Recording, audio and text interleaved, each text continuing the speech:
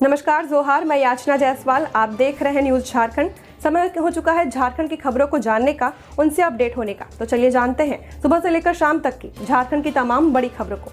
लेकिन उससे पहले यदि आप हमारे चैनल पर नए हैं तो हमारे चैनल को सब्सक्राइब करिए और बेल आइकन को प्रेस करिए। इससे आपको झारखंड की हर छोटी बड़ी खबरें सबसे पहले मिले। तो चलिए जानते हैं झारखंड की बड़ी खबरों को।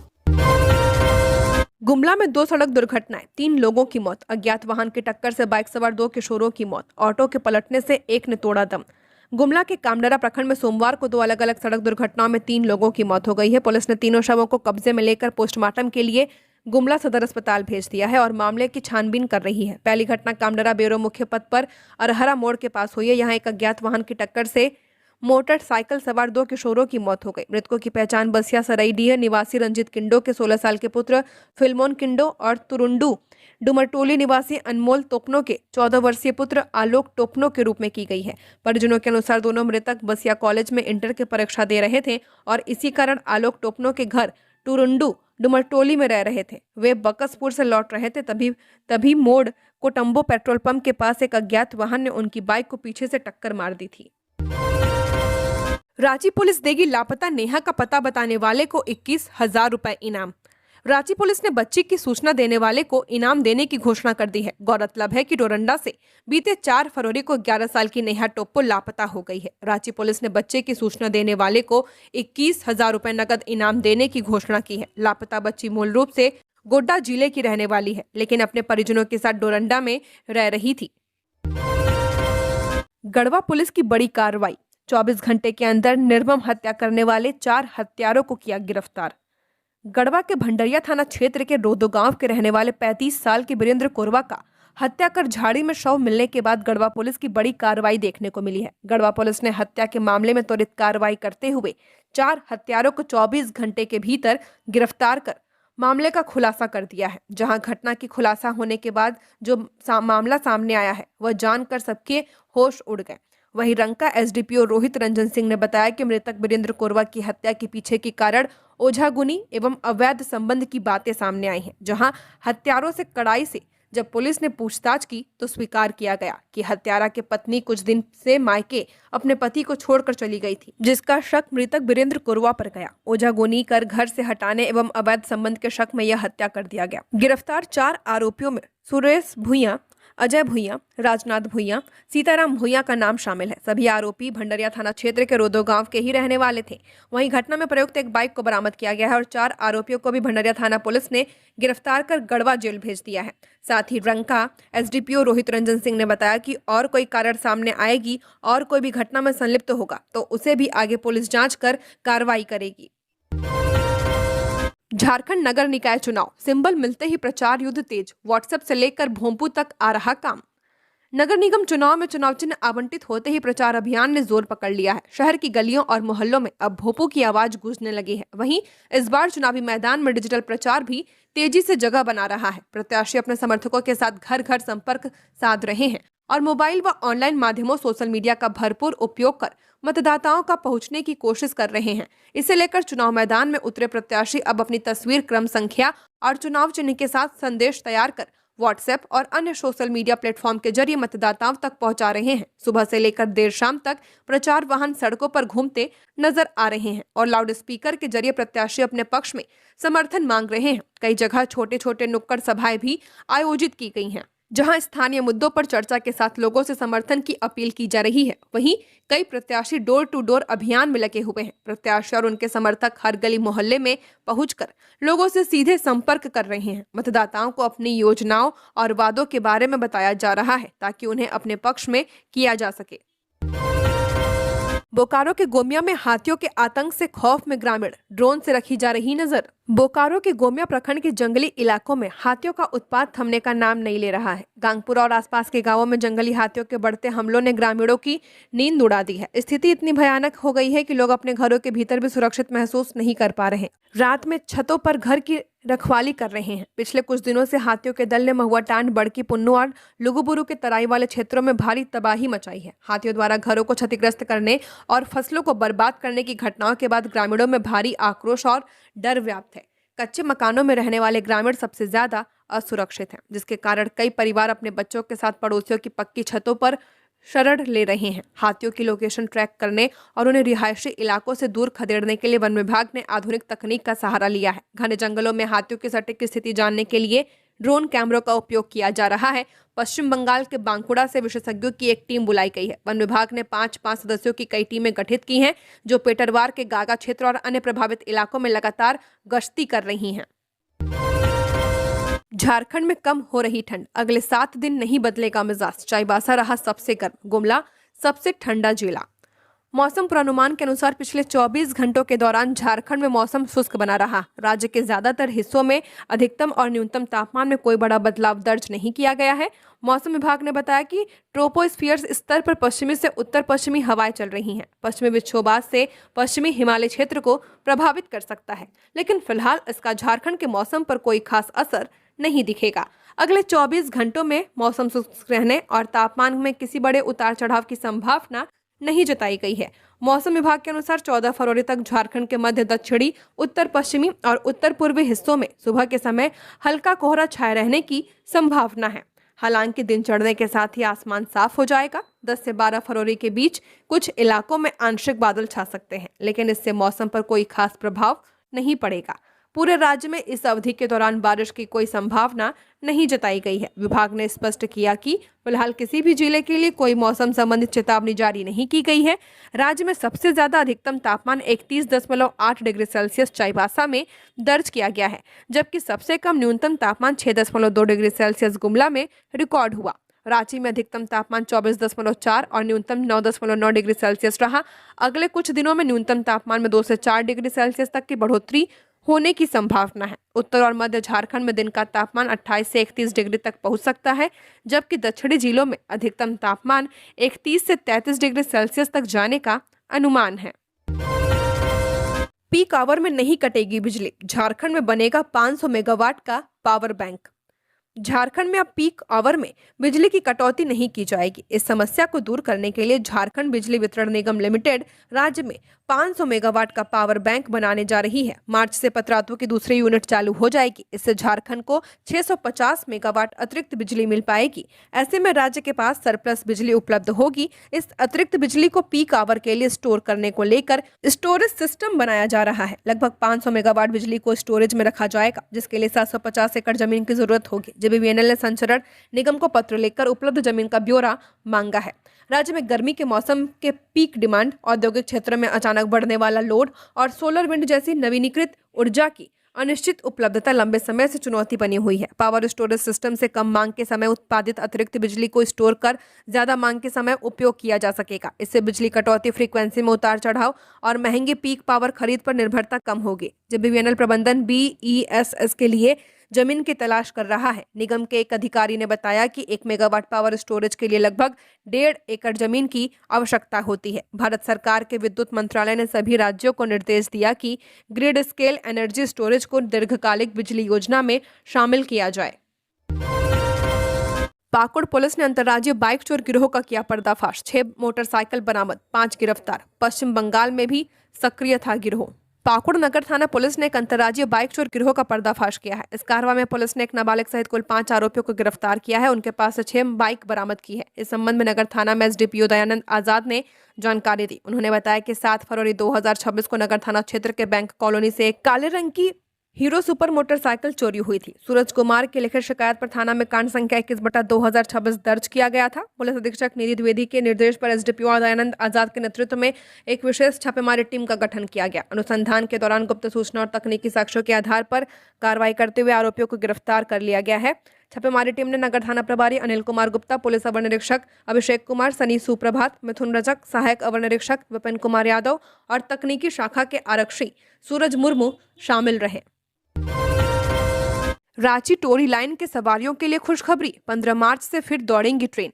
रांची लोहरदगा टोरी रेलखंड पर सफर करने वाले यात्रियों के लिए राहत भरी खबर है। कोयल नदी पर बने पुल में आई दरार के कारण बीते कुछ समय से प्रभावित ट्रेन सेवाएं 15 मार्च के बाद फिर से शुरू होने की संभावना है। रेलवे ने पुल की मरम्मत और वैकल्पिक संरचना लगाने का काम तेज कर दिया है। अधिकारियों के अनुसार मरम्मत कार्य तय समय पर पूरा होते ही इस रूट पर ट्रेनों का परिचालन पूर्व की तरह बहाल कर दिया जाएगा। रांची रेल मंडल के अंतर्गत रांची लोहरदगा टोरी रेलखंड पर स्थित कोयल नदी के पुल संख्या 115 में दरार पाए जाने के बाद सुरक्षा कारणों से इस मार्ग पर सीधी ट्रेन सेवाएं टोरी तक बंद कर दी गई हैं। नागजुआ और लोहरदगा स्टेशन के बीच स्थित इस पुल के पिलर संख्या 4 और 5 के बीच दरार देखी गई थी। इसके बाद रेलवे ने एहतियातन ट्रेनों का परिचालन रोकते हुए वैकल्पिक मार्ग से ट्रेनों को चलाने का फैसला लिया है।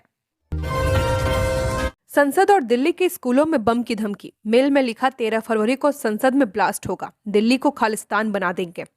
राजधानी दिल्ली के 9 स्कूलों को आज सोमवार सुबह बम से उड़ाने की धमकी भरे ईमेल मिले हैं। मेल में दावा किया गया कि 13 फरवरी को दोपहर 1:11 पर संसद में ब्लास्ट होगा और दिल्ली को खालिस्तान बना देंगे। ईमेल में आतंकी अफजल गुरु और पंजाब को खालिस्तान बताने का भी जिक्र था। धमकी के बाद स्कूलों में सुरक्षा बढ़ा दी गई है। दिल्ली फायर सर्विस के मुताबिक सुबह अलग अलग इलाकों के स्कूलों में इमरजेंसी कॉल आई। इसके बाद फायर टेंडर, बम निरोधक दस्ते और डॉग स्क्वाड तुरंत मौके पर पहुंची। डीएफएस के एक अधिकारी ने कहा कि अब तक 9 स्कूलों में बम की धमकी मिलने की सूचना दी गई है। सभी परिसरों की जांच की जा रही है।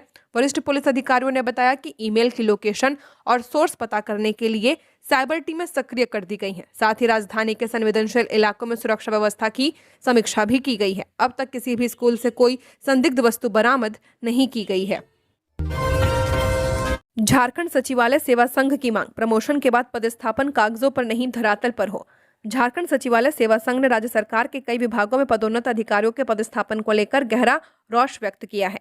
संघ ने कार्मिक प्रशासनिक सुधार तथा राजभाषा विभाग के सचिव को पत्र लिखकर आगाह किया कि अधिकारियों को प्रमोशन तो मिल रहा, लेकिन उन्हें उनके मूल संवर्ग के पदों के बजाय अपग्रेड किए गए पदों पर ही बनाए रखना प्रशासनिक विफलता और मानव संसाधन का कुप्रबंधन है। संघ के अध्यक्ष रितेश कुमार और महासचिव राजेश कुमार सिंह द्वारा हस्ताक्षरित इस पत्र में बताया गया कि विभाग के पुराने आदेश का उद्देश्य प्रमोशन में होने वाली देरी के कारण अधिकारियों को होने वाले वित्तीय नुकसान से बचाना था। इसके तहत जिस पद पर अधिकारी तैनात थे उसी पद को उत्क्रमित कर उन्हें प्रोन्नति का लाभ दिया गया है। होली पर घर जाना हुआ मुश्किल। टाटानगर से बिहार जाने वाली सभी ट्रेनें फुल। स्पेशल ट्रेनों पर अब तक बना हुआ है सस्पेंस। होली के नजदीक आते ही घर वापसी के लिए रेल टिकटों की मांग बढ़ी हुई है। होली को देखते हुए टाटानगर से बिहार के कई शहरों के लिए नियमित चलने वाली ट्रेनों की सीटें फुल हो चुकी हैं। Tata Buxar express, south Bihar express, Tata Thawe express और टाटा कटिहार एक्सप्रेस में होली के पहले 1 से 3 मार्च तक ट्रेनों में लंबी वेटिंग की स्थिति बनी हुई है। साउथ बिहार एक्सप्रेस में रिग्रेट की स्थिति आ गई है। खासकर पटना, भागलपुर, बिहार शरीफ, छपरा, मुजफ्फरपुर, कटिहार, सहरसा जैसे प्रमुख स्टेशनों के यात्रियों को वेटिंग की स्थिति का सामना करना हो रहा है। लोग मजबूरी में वेटिंग के टिकट ही ले रहे हैं। हालांकि वंदे भारत एक्सप्रेस में 1 से 3 मार्च की कुछ सीटें बची हुई हैं, लेकिन टिकट दर रेगुलर ट्रेनों से ज्यादा है। ऐसे में जो भी यात्री बिहार की ओर जाना चाहते हैं वे जल्द वंदे भारत में बुकिंग कर अपनी सीट पक्की कर सकते हैं। धूमधाम से बर्थडे नहीं मनाने पर नाराज किशोरी घर छोड़कर निकले, सकुशल बरामद। बोकारो से एक हैरान कर देने वाला मामला सामने आया है। यहाँ सेक्टर 12 थाना क्षेत्र के एक किशोरी बर्थडे धूमधाम से नहीं मनाने पर नाराज होकर घर छोड़कर चली गई थी। हालांकि पुलिस ने 48 घंटे के भीतर किशोरी को सकुशल बरामद कर लिया है। घटना बीते 6 फरवरी की बताई जा रही है। जानकारी के अनुसार नाबालिग लड़की का जन्मदिन पिछले साल की तुलना में इस बार सादगी से मनाया गया, जो उसको रास नहीं आया। इसी बात से आहत होकर उसने घर छोड़ने का फैसला किया था। घर से निकलने से पहले वह एक पत्र छोड़कर गई थी जिसमें लिखा था कि उससे यह महसूस हुआ कि अब उसे पहले जैसा प्यार नहीं मिल रहा है और न ही उसका जन्मदिन उत्साह से मनाया गया, इसलिए वह जा रही है। जब परिजनों को पत्र मिला और बेटी घर में नहीं मिली तो उनके पैरों तले जमीन खिसक गई। परिजन तुरंत सेक्टर 12 थाना पहुंचे और शिकायत दर्ज की। थाना प्रभारी सुभाष चंद्र सिंह ने मामले की गंभीरता को देखते हुए तत्काल एक टीम गठित की है। गठित टीम ने किशोरी की तलाश के लिए शहर के संभावित ठिकानों पर छापेमारी की। रेलवे स्टेशन, बस स्टैंड और सार्वजनिक स्थानों के सीसीटीवी फुटेज खंगाले गए। सोशल मीडिया पर स्थानीय मुखबिरों को भी अलर्ट पर रखा गया। करीबन 2 दिनों की कड़ी मशक्कत के बाद पुलिस को गुप्त सूचना मिली कि लापता लड़की को सेक्टर 3 स्थित एक मॉल के पास देखा गया है। सूचना पाकर पुलिस की टीम ने मौके पर पहुंची और लड़की को सुरक्षित बरामद कर लिया है। जमशेदपुर में आतंकी स्लीपर सेल की आशंका। कपाली के 6 युवक जांच एजेंसियों के रडार पर। जमशेदपुर और झारखंड में आतंकी स्लीपर सेल की संभावित गतिविधियों को लेकर सुरक्षा एजेंसियां अलर्ट मोड पर हैं। राष्ट्रीय जांच एजेंसी और दिल्ली पुलिस की स्पेशल टीम की संयुक्त जांच में कपाली क्षेत्र के 6 युवक एजेंसियों के रडार पर आ चुके हैं। बताया जा रहा है कि ये युवक पिछले साल जमानत के नाम पर करीब 6 महीने के लिए देश से बाहर गए हुए थे। सुरक्षा एजेंसियों को जब यह पता लगाने में जुटी हुई है कि विदेश प्रवास के दौरान इन युवकों ने किन लोगों से संपर्क किया है और भारत लौटने के बाद शहर के किन इलाकों में उनकी गतिविधियां संदिग्ध रही हैं। सूत्रों के अनुसार फिलहाल कपाली के 4 और मानगो आजाद नगर के 2 युवकों की तलाश की जा रही है। आशंका जताई जा रही है कि विदेश से लौटने के बाद वे कुछ लोगों को स्लीपर सेल से जोड़ने का प्रयास कर रहे थे।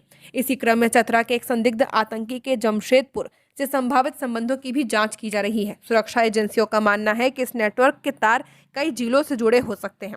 इस पूरे मामले में मानगो के आजाद नगर निवासी सैयद मोहम्मद अर्शियान उर्फ हैदर भी सुरक्षा एजेंसियों के रडार पर है। एजेंसियों के अनुसार हैदर ड्रोन हमलों में दक्ष बताया जाता है और साल 2017 से फरार है। उसके खिलाफ इंटरपोल द्वारा रेड कॉर्नर नोटिस जारी किया गया है।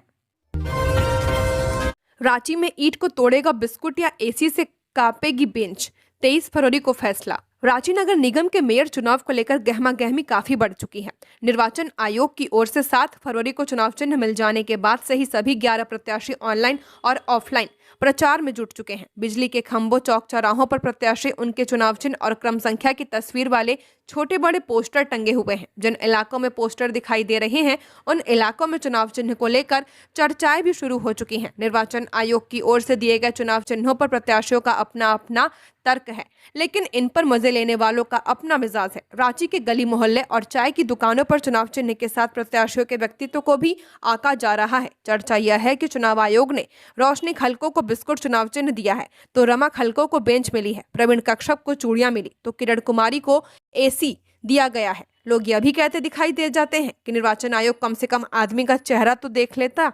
कैसा कैसा चुनाव चिन्ह बांटा है, छड़ी, बैटरी, टॉर्च, बक्सा, ईटा, ये भी कोई चुनाव चिन्ह है? देना भी था तो कोई ढंग का देता। वोटर मतदान करके आएगा तो क्या बोलेगा, ईटा पर मुहर मार के आए हैं। चांदी रुपए 17,000 बढ़कर 2,62,000 किलो पर पहुंची। सोना आज 3,515 रुपए महंगा हुआ। 10 ग्राम की कीमत 1,56,000 हुई। सोना चांदी के दाम में आज यानी 9 फरवरी को बढ़त हुई है। India Boolean and jewellers association के अनुसार 10 ग्राम 24 कैरेट सोने का भाव 3,515 रुपए बढ़कर 1,55,593 रुपए हो चुका है। इससे पहले 1,52,078 रुपए पर था। चांदी 16,826 रुपए बढ़कर 2,61,755 रुपए प्रति किलो पर पहुंच चुकी है। इससे पहले ये 2,44,929 रुपए पर थी। सराफा बाजार में सोने के 29 जनवरी को 1,76,121 और चांदी ने 3,85,933 रुपए का हाई बनाया था। पिछले 3 कारोबारी सत्रों में सोने चांदी की कीमतों में तेज गिरावट आई थी। इस दौरान सोना करीब 15% तक सस्ता हो चुका था। परीक्षा पे चर्चा, मोदी बोले टेक्नोलॉजी का गुलाम न बने, तकनीक के जरिए क्षमता को विकसित करें, पढ़ने के साथ लिखकर प्रैक्टिस करें।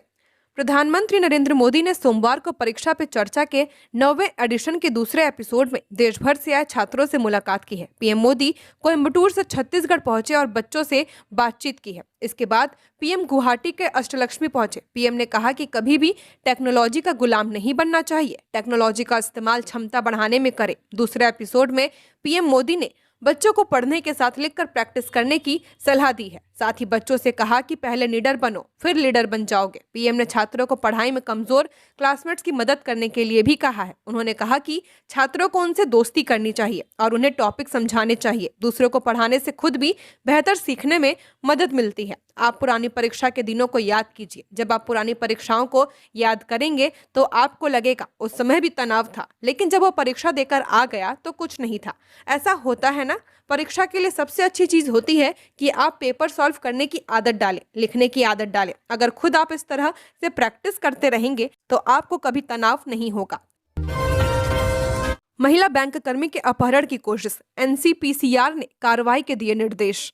बोकारो में एक निजी बैंक में कार्यरत युवती ने खुद को अगवा करने की कोशिश का आरोप लगाया है। घटना की गंभीरता को देखते हुए राष्ट्रीय बाल अधिकार संरक्षण आयोग की अध्यक्ष लीला देवी ने पुलिस को सख्ती बरतने के निर्देश दिए हैं। पीड़िता ने वन स्टॉप सेंटर पहुंचकर एनसीपीसीआर अध्यक्ष के सामने अपनी आपबीती सुनाई है। युवती के अनुसार घटना 5 फरवरी शाम करीब 5 बजे की है। वह सेक्टर 4 स्थित अपने बैंक से काम खत्म कर घर लौट रही थी। जब वह कुमार मंगलम स्टेडियम के पास पहुंची तभी एक सफेद रंग की कार उसके पास आकर रुक गई। गाड़ी पर बड़े अक्षरों में प्रेस लिखा हुआ था। युवती ने बताया कि कार सवार महिलाओं ने उसे रुकने का कहा और बड़े ही आत्मीय भाव से गाड़ी में बैठने का ऑफर दिया। उन्होंने कहा कि बैठो, हम तुम्हें घर छोड़ देंगे। युवती को महिलाओं का व्यवहार संदिग्ध लगा और उसने बैठने से साफ इनकार कर दिया था। इनकार के बाद भी वह महिलाएं नहीं मानी और गाड़ी को 3 बार आगे पीछे घुमाकर युवती के पास लाती रही, जिससे वह बुरी तरह घबरा गई। युवती जब डर के मारे कांप रही थी तभी संयोगवश उसके मोबाइल पर एक फोन कॉल आ गया। जैसे ही उसने फोन रिसीव कर बात करना शुरू किया, कार सवार महिलाएं पकड़े जाने के डर से वहां से भाग गई। नगर परिषद चुनाव से पहले लोहरदगा कांग्रेस में घमासान, 2 बड़े नेताओं को किया गया सस्पेंड। नगर परिषद चुनाव को लेकर लोहरदगा जिला कांग्रेस कमेटी में अंदरूनी कलह खुलकर सामने आ गई है। पार्टी अनुशासनहीनता और पार्टी विरोधी गतिविधियों के आरोप में जिला कांग्रेस कमेटी ने 2 नेताओं विशाल डुंगडुंग और सतीश रंजन उराव को भारतीय राष्ट्रीय कांग्रेस में तत्काल प्रभाव से निलंबित कर दिया है। इस संबंध में जिला अध्यक्ष सुखैर भगत द्वारा 8 फरवरी 2026 को पत्र जारी किया गया था। जिला अध्यक्ष द्वारा जारी पत्र के अनुसार झारखंड प्रदेश कांग्रेस कमेटी ने 2 फरवरी 2026 को निर्देश दिया था कि नगर निगम में मेयर पद एवं नगर परिषद अध्यक्ष पद के लिए उम्मीदवारों का चयन जिला राजनीतिक मामलों की समिति की सर्वसम्मति से किया जाएगा। पार्टी ने स्पष्ट किया था कि केवल अधिकृत और समर्थित उम्मीदवारों को ही समर्थन दिया जाएगा। इसके बाद 5 फरवरी 2026 को पुनः निर्देश जारी कर नामांकन वापसी की अंतिम तिथि 6 फरवरी 2026 तक जिन उम्मीदवारों को समिति का समर्थन प्राप्त नहीं है उन्हें समय रहते नाम वापस लेने को कहा गया था, लेकिन दोनों नेताओं की ओर से कोई संतोषजनक जवाब नहीं मिलने और पार्टी निर्देशों की अनदेखी जारी रखने के आरोप में उन्हें निलंबित कर दिया गया है। बेंगलुरु में काम के दौरान गिरने से घायल हुए लातेहार के मजदूर की इलाज के दौरान मौत। लातेहार के मनिका प्रखंड के नामुदाग गांव के व्यक्ति की बेंगलुरु में काम करने के दौरान बिल्डिंग से गिरकर मौत हो गई है। मृतक की पहचान सज्जाद आलम के रूप में की गई है। उसकी असामयिक मौत से परिजनों का रो रो कर बुरा हाल है। सज्जाद आलम अपने घर में अकेला कमाने वाला सदस्य था। उसकी एक 16 साल की बेटी और एक 12 साल व एक 7 साल का लड़का है। परिजनों के अनुसार सज्जाद आलम बेंगलुरु में वेंटेक इंडस्ट्रीज नामक फैक्ट्री में काम करता था। 3 जनवरी को वह काम करने के दौरान फैक्ट्री के बिल्डिंग से नीचे गिर गया था। फैक्ट्री के मालिक प्रसाद रेड्डी ने उसे बेंगलुरु के किसी अस्पताल में भर्ती कराया था। शुरू के कई दिनों तक उसने इलाज का खर्चा वहन किया, लेकिन बाद में उन्होंने इलाज का खर्च देने से इनकार कर दिया। इसके बाद सज्जाद आलम के परिजन उसे बेंगलुरु से रांची लेकर वापस रिम्स में भर्ती कराया था, जहां इलाज के क्रम में 8 फरवरी को उसकी मौत हो गई है। घटना के बाद से परिवार वालों का रो रो कर बुरा हाल है। राहजनी से बचने के लिए भाग रहे युवक को लुटेरों ने मारी गोली, घायल युवक का अस्पताल में चल रहा इलाज।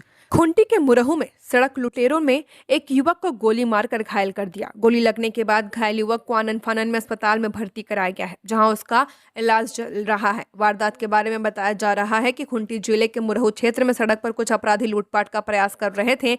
ऐसे में जब यह युवक वहां से गुजरा तो लुटेरों ने उसे अपना शिकार बनाने का प्रयास किया। लुटेरों को देखते ही युवक ने वहां से भागने का प्रयास किया, जिस पर लुटेरों ने उसे गोली मार दी।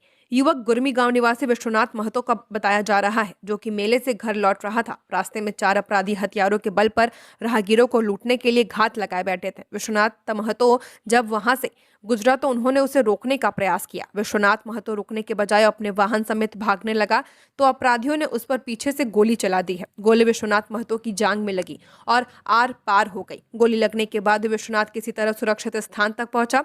इसके बाद स्थानीय लोग और परिजन उसे खूंटी सदर अस्पताल ले आए। युवक की हालत स्थिर बताई जा रही है। वारदात की सूचना पुलिस को भी मिल चुकी है। पीड़ित के बयान के आधार पर अज्ञात अपराधियों के खिलाफ केस दर्ज कर लिया गया है। पुलिस आपराधिक घटना की जांच में जुट गई है और अपराधियों की धरपकड़ के लिए भी छापेमारी अभियान शुरू कर दिया है। मानगो नगर निगम चुनाव, कांग्रेस नेता जेबा खान पर गिरी गाज, पार्टी से किया गया निलंबित। मानगो नगर निगम चुनाव में एक नया मोड़ सामने आया है। मेयर पद के लिए चुनाव लड़ने वाली कांग्रेस नेता जेब खान को पार्टी से निलंबित कर दिया गया है। पूर्व सिंहभूम कांग्रेस जिला अध्यक्ष ने इसकी जानकारी दी है। मानगो नगर निगम चुनाव में मेयर पद के लिए पूर्व मंत्री कांग्रेस नेता बना गुप्ता की पत्नी सुधा गुप्ता चुनाव लड़ रही हैं। सुधा गुप्ता को पार्टी ने अपना समर्थन दिया है। वहीं मानगो के रहने वाले कांग्रेस नेता फिरोज खान की पत्नी कांग्रेस नेता जेबा खान भी मेयर पद के लिए चुनाव लड़ रही हैं। एक ही पार्टी के दो अलग अलग प्रत्याशी आमने सामने होने पर विवाद गहराता जा रहा था। कांग्रेस नेता फिरोज खान ने कहा था कि पूर्व मंत्री बन्ना गुप्ता के कहने पर पार्टी सुधा गुप्ता का समर्थन कर रही है, जबकि उनकी पत्नी जेबा खान राहुल गांधी के साथ कन्याकुमारी से कश्मीर तक भारत जोड़ो अभियान में शामिल थी। जेबा राष्ट्रीय स्तर की नेता हैं। इधर पूर्वी सिंहभूम जिला कांग्रेस कार्यालय तिलक पुस्तकालय में रविवार देर शाम तक एक बैठक हुई। इस दौरान निकाय चुनाव पर चर्चा की गई, जिसमें पार्टी समर्थित प्रत्याशियों को मदद करने के लिए रणनीति बनाई गई है। बैठक में कांग्रेस के झारखंड प्रदेश अध्यक्ष द्वारा जारी पत्र को सार्वजनिक करते हुए बताया गया कि पार्टी में अनुशासन को नहीं मानने वाले पर कार्रवाई तय है, जिसके तहत कांग्रेस नेता जेबा खान को पार्टी से निलंबित किया गया है। बैठक में पूर्वी सिंहभूम जिला कांग्रेस अध्यक्ष परविंदर सिंह, जिला पर्यवेक्षक सह जिला प्रभारी बलजीत सिंह बेदी के अलावा पूर्व जिला अध्यक्ष आनंद बिहारी दुबे, रामाश्रय प्रसाद, वरिष्ठ कांग्रेस नेता रियाजुद्दीन खान के अलावा कई कांग्रेस नेता मौजूद रहे। हाईकोर्ट ने ईडी अफसरों के खिलाफ पुलिस कार्रवाई पर रोक का आदेश रखा बरकरार। प्रवर्तन निदेशालय के 2 अधिकारियों द्वारा दायर याचिका पर झारखंड हाईकोर्ट में सोमवार को सुनवाई की गई। हाईकोर्ट के न्यायमूर्ति एसके द्विवेदी की कोर्ट ने ईडी अधिकारियों के खिलाफ पुलिस जांच और कार्रवाई पर रोक का आदेश बरकरार रखा है। अब इस मामले में अगली सुनवाई 17 फरवरी को होगी। यह मामला एयरपोर्ट थाना कांड संख्या 5/2026 से संबंधित है, जिसमें ईडी अधिकारियों के खिलाफ एफआईआर दर्ज की गई थी। राज्य सरकार की ओर से महाधिवक्ता राजीव रंजन ने पक्ष रखा। वहीं ईडी की ओर से solicitor general of India SV Raju, अधिवक्ता एके दास और अधिवक्ता सौरभ कुमार ने पक्ष रखा है। मामले में अब मेंटेबिलिटी पर सुनवाई होगी। मामले की सुनवाई के दौरान कोर्ट के समक्ष यह बात आई कि क्रिमिनल रिट मामले जस्टिस गौतम कुमार चौधरी की कोर्ट में सुने जाते हैं। जिस दिन इस केस को मेंशन किया गया था, उस दिन जस्टिस गौतम कुमार चौधरी की कोर्ट नहीं थी। ऐसे में इस मामले को इस कोर्ट में मेंशन किया गया है और कोर्ट ने पुलिस जांच और कार्रवाई पर रोक लगाई थी। लोहरदगा में टी20 क्रिकेट की जंग, ग्राउंड में उतरेंगे फिल्मी और क्रिकेट के सितारे। लोहरदगा जिले में टी20 क्रिकेट के रोमांचक मुकाबले को लेकर आयोजन की तैयारी पूरी कर ली गई है। आगामी 10 फरवरी से लेकर 13 फरवरी तक आयोजित होने वाले इस आयोजन की जिम्मेदारी लोहरदगा जिला क्रिकेट एसोसिएशन ने संभाल रखी है। प्रतियोगिता के आयोजन को लेकर लोगों में उत्साह का माहौल है। इस आयोजन में क्रिकेट के सितारे और फिल्मी सितारों के साथ साथ राजनीतिक हस्तियां भी शामिल होंगी। जिले के बलदेव साहू महाविद्यालय क्रिकेट स्टेडियम में 10 फरवरी से क्रिकेट का महासंग्राम शुरू होने जा रहा है। लोहरदगा जिला क्रिकेट एसोसिएशन और साहू परिवार के संयुक्त तत्वाधान में आयोजित होने वाले इस प्रतियोगिता में न सिर्फ झारखंड के अलग अलग जिलों से 8 टीमें भाग लेंगी, बल्कि क्रिकेट और फिल्मी सितारों का जमावड़ा भी लगेगा। क्रिकेट के आयोजन को लेकर लोगों में जबरदस्त उत्साह देखने को मिल रहा। आयोजन को लेकर तैयारियां पूरी कर ली गई हैं। इस प्रतियोगिता में जहां 10 फरवरी को भोजपुरी फिल्म अभिनेत्री अक्षरा सिंह शामिल होंगी, वहीं 13 फरवरी को पूर्व अंतर्राष्ट्रीय क्रिकेटर वीरेंद्र सहवाग और स्पिनर हरभजन सिंह भी शामिल होंगे। इसके अलावा जिला क्रिकेट एसोसिएशन द्वारा ग्रामीण विकास मंत्री दीपिका पांडे सिंह, पर्यटन, कला, संस्कृति, खेलकूद एवं युवा कार्य मंत्री सुदिव्य कुमार सोनू, झारखंड के स्वास्थ्य मंत्री इरफान अंसारी सहित कई मंत्रियों और नेताओं को आमंत्रित किया गया है। नगर निकाय चुनाव के मद्देनजर रांची पुलिस की बड़ी कार्रवाई, लालपुर के एक बार में की गई छापेमारी। अभी की सबसे बड़ी खबर रांची के लालपुर से निकल के सामने आ रही है। मिली जानकारी के अनुसार नगर निकाय चुनाव के मद्देनजर रांची पुलिस की बड़ी कार्रवाई करते हुए लालपुर थाना क्षेत्र स्थित एक बार की तलाशी ले रही है। पुलिस को गुप्त सूचना मिली कि इस बार में संदिग्ध युवक मौजूद है। सूचना मिलते ही त्वरित कार्रवाई करते हुए पुलिस ने एक बार में दबिश बना ली। छापेमारी टीम में सिटी, सदर, कोतवाली डीएसपी सहित कई थाना की पुलिस शामिल है। वहीं खबर यह निकल के सामने आई कि बार से आधा दर्जन युवकों को हिरासत में लिया गया है, जिससे पुलिस की टीम पूछताछ कर रही है। तो ये थी झारखंड की टॉप बड़ी खबरें। ऐसे ही झारखंड की हर खबरों को जानने के लिए हमारे चैनल को सब्सक्राइब करें। धन्यवाद।